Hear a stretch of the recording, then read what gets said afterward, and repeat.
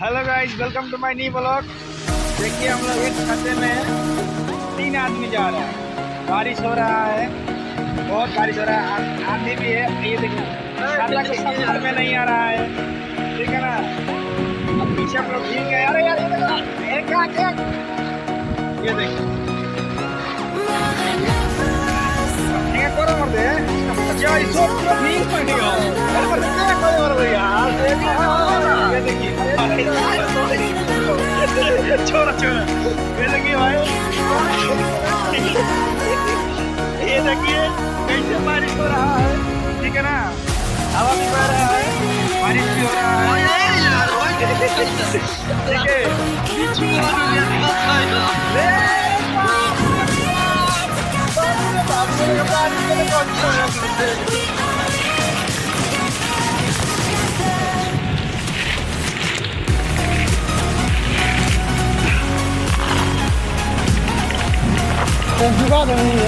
कैसे बारिश हो रहा है, देखिए देख रहे हैं, ये देखिए कैसे बारिश हो रहा है।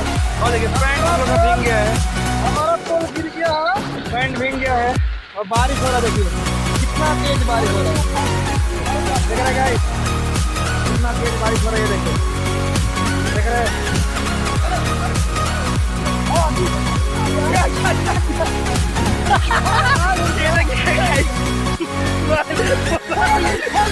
मोबाइल गिर गया दोस्त, पानी में मोबाइल गिर गया है।